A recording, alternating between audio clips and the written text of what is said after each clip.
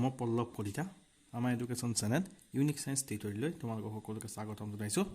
আজি মই হাই secondary first year প্ৰথম অধ্যায়টো সম বেসিক কনসেপ্ট অফ কেমিষ্ট্ৰি বিষয়ে আলোচনা কৰিম আৰু আজি মোৰ টপিকটো হৈছে লিমিটিং ৰিএজেন্ট।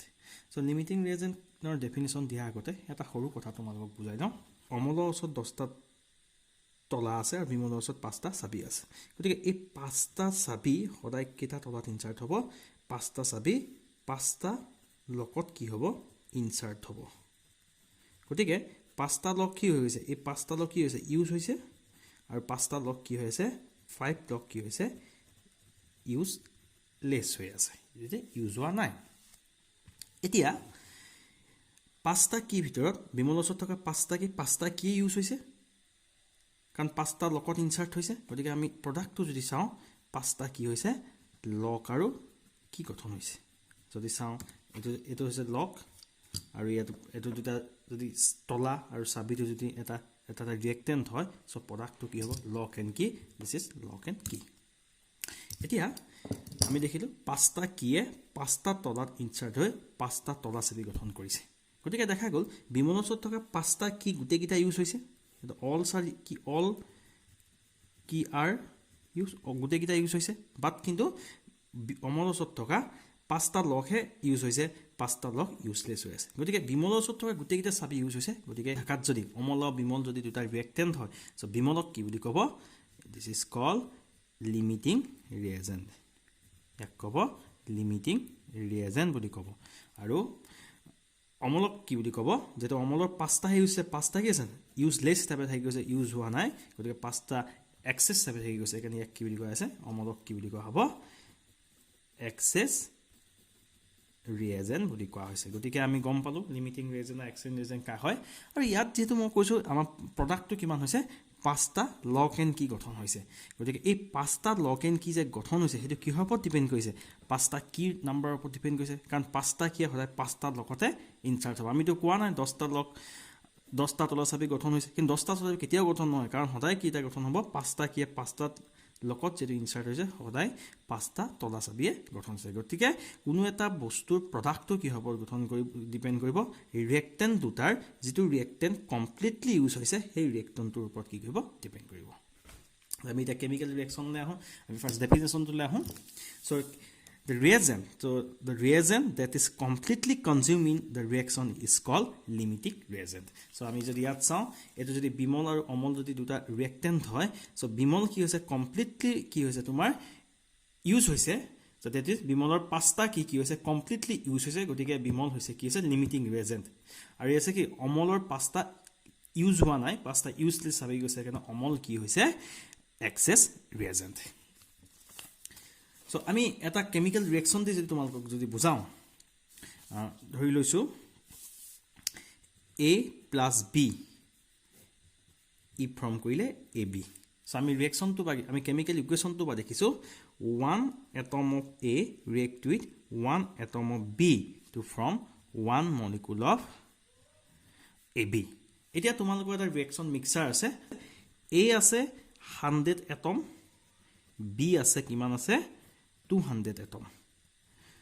সো এতিয়া তোমাক সুধিছে A আৰু B ভিতৰত কোনটো লিমিটিং ৰিএজেন্ট আৰু কিমান মলিকুল অফ প্ৰডাক্ট ফৰ্ম হৈছে আমি ডিটাৰমাইন কৰিব লাগে। সো ফাৰ্স্ট ডিটাৰমাইন কৰিবলৈ আমি কি জানিব লাগিব? আমি হেতৰ দুটাৰ ভিতৰত কোনটো লিমিটিং ৰিএজেন্ট জানিব লাগিব। আৰু কোনো এটা ৰিয়েকশনৰ যেটো প্ৰডাক্ট ফৰ্ম হয়, প্ৰডাক্টৰ এমাউন্টটো কিহৰ ওপৰত ডিপেন্ড কৰে? সদায় লিমিটিং ৰিএজেন্টৰ ওপৰত ডিপেন্ড কৰে। সো এতিয়া আমি ফাৰ্স্ট আমাৰ এইম হৈছে লিমিটিং ৰিএজেন্ট ডিটাৰমাইন কৰা। কেমিক্যাল ইকুৱেশ্যনটো ক'লে 1 atom of A react with 1 atom of B, তেনেহলে আমাৰ যেটো A এটম কিমান আছে? 100 এটম আছে ৰিয়েকশন মিক্সাৰত, B আছে কিমান? 200 এটম আছে। গতিকে ষ্টয়চিওমেট্ৰি পৰা আমি গম পালো 100 এটমে সদায় কি হ'ব? 100 এটমক কি লগত ৰিয়েকশন কৰিব? B লগত ৰিয়েকশন কৰিব। বাকি 100 এটম অফ কি হ'ব? এটম অফ B কি হ'ব? আনৰিয়েক্টেড হ'ব। গতিকে যেটো 100 এটম অফ B যদি আনৰিয়েক্টেড হৈ আছে, গতিকে এই থকা 100 এটম গোটেইকেইটা যেটো ৰিয়েক্ট হৈ আছে, গোটেইকেইটা যদি কনজিউমড হৈ আছে, গতিকে A কি হৈ গ'ল? ৰিয়েকশনটো A হৈ গ'ল তোমাৰ লিমিটিং।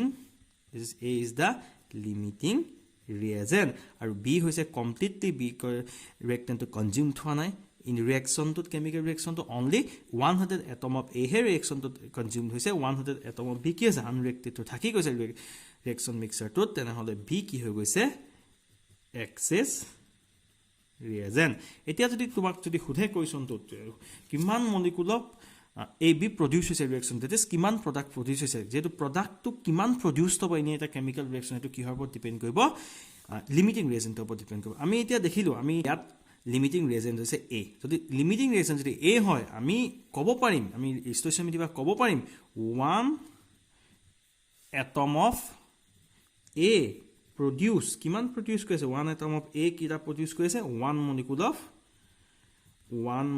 of কি produce কৰি আছে AB produce কৰি আছে কিন্তু আমাৰ reaction mixture কিমান আছে 100 atom আছে গতিকে 100 atom of A produce is equal to 100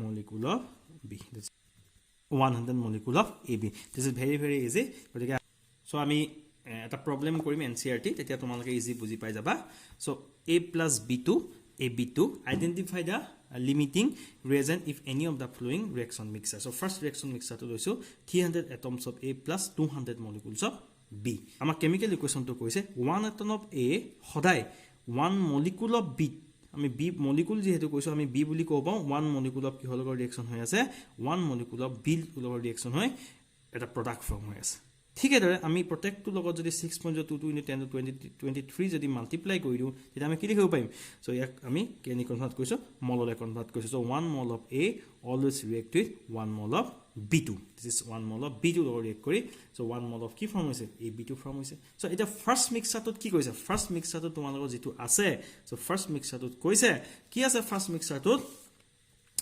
so 300 atom আছে A plus 200 molecule of কি আছে বুলি কৈছে 200 molecule of কি আছে B আছে কৈছে এতিয়া আমি stoichiometry বা গম পালো 1 atom of A always react with 1 molecule of B so যদি 1 atom of A react with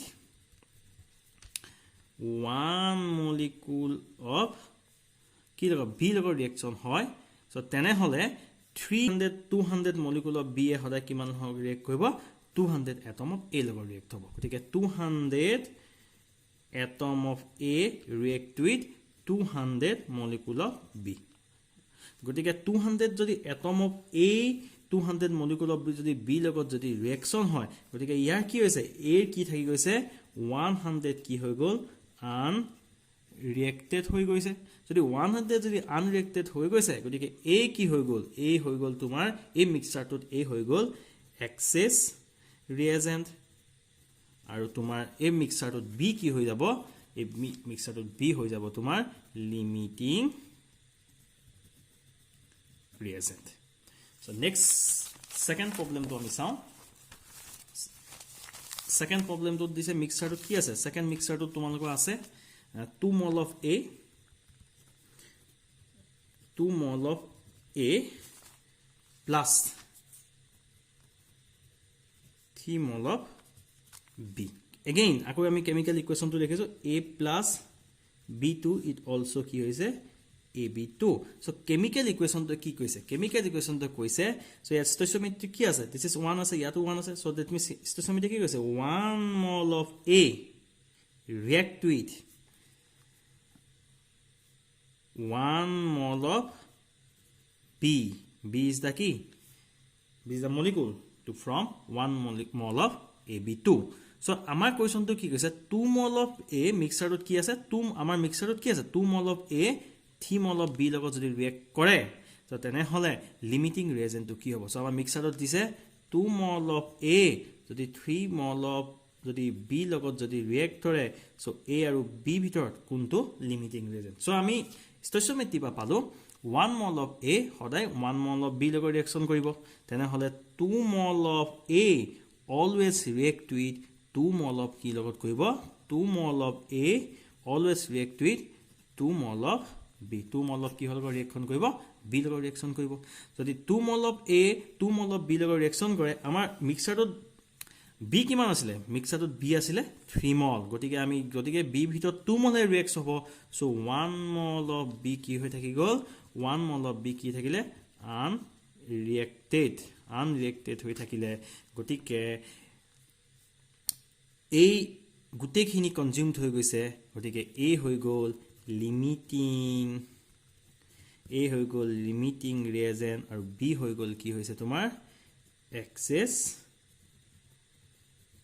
reagent তো বুজি পাইছা ইজি হয় নেক্সট টু তোমালোকৰ মিক্সাৰটো দিছে 100 atom of A plus 100 molecule of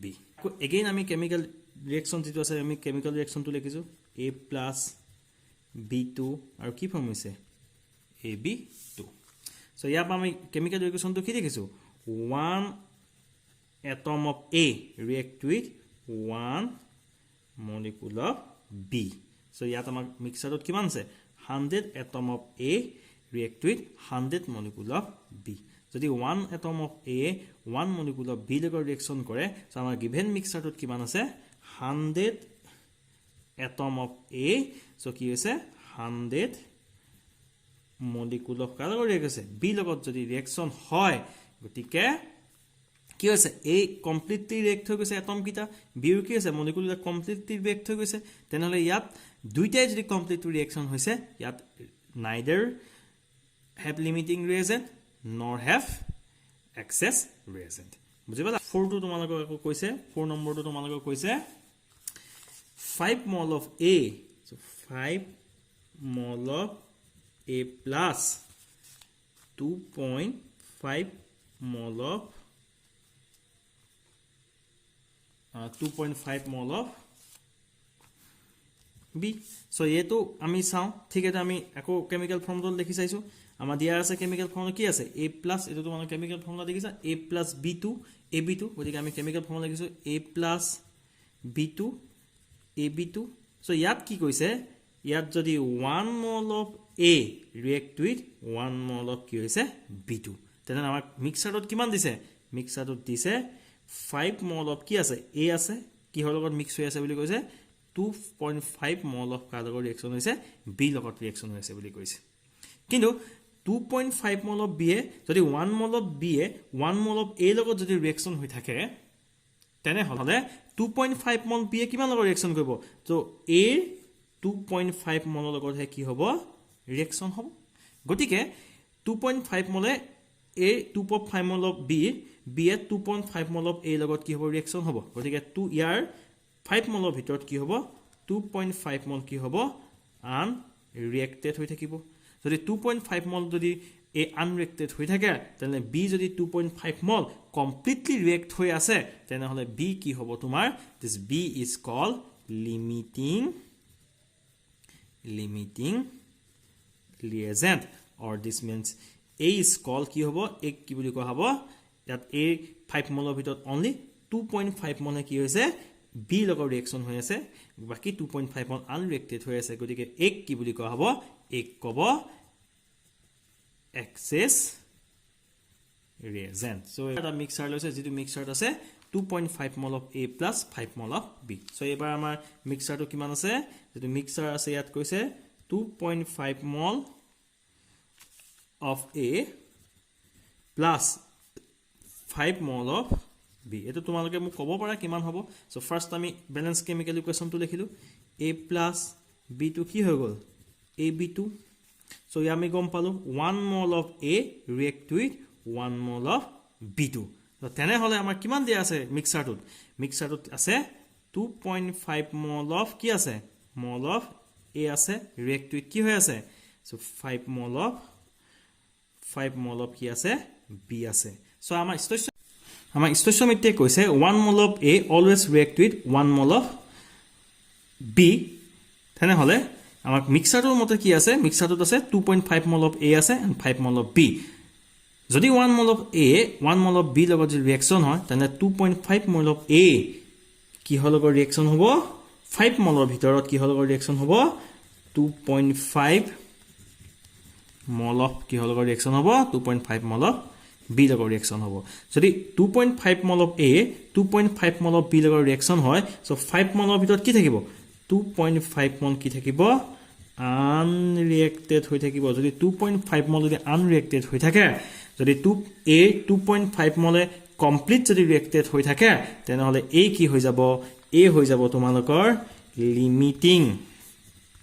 limiting reagent আৰু বি যেহেতু 2.5 মল আনৰিয়েক্টেড হৈ আছে বি হৈ যাব তোমালোকৰ এক্সেস reagent গতিকে আজি আমি লিমিটিং আৰু এক্সেস reagent পঢ়িলো সো আমি এতিয়া আমি কিটা এক্সাম্পল আমি চাই গম পালো সো লিমিটিং reagent হৈছে দুটা reactant আৰু এটা reactant যেটো reactant কমপ্লিটলি কনজিউম হৈ থাকে এটা কেমিক্যাল ৰিঅ্যাকচনত তাক কৈছে লিমিটিং reagent আৰু এক্সেস reagent হৈছে এটা কেমিক্যাল ৰিঅ্যাকচন এটা reactant যেটো reactant কমপ্লিটলি কি হৈ থাকে reacted হৈ না থাকে বা কমপ্লিটলি কি হৈ না থাকে কনজিউম হৈ না থাকে অলপমান কি হৈছে আনৰিয়েক্টেড হৈ থাকে তেনেকৈ ৰিয়েক্টেন্টকে কি বুলি কোৱা হৈছে এক্সেস ৰিয়েক্টেন্ট বা ৰিয়েজেন্ট বুলি কোৱা হয় সো গতিকে আমি লিমিটিং ৰিয়েজেন্টৰ কনসেপ্টটো ক্লিয়াৰ হৈছে বুলি আমি ভাবিছো সো নেক্সট আমি লিমিটিং ৰিয়েজেন্টৰ আমি কিছুমান এনসিআৰটি প্ৰবলেম সলভ কৰিম তেতিয়া তোমালোকে বুজি পাবা আৰু লিমিটিং ৰিয়েজেন্ট এটো আহে তোমালোক 5 মাৰ্কছৰ এটা কোৱেশ্চন আহে এটা একদম থাকিবই আহিব সো হোৱাট ইজ লিমিটিং ৰিয়েজেন্ট আৰু এটা প্ৰবলেম দিব আৰু সেই প্ৰবলেমটো আমি তোমালোকক নেক্সট ক্লাছত মই কৰাম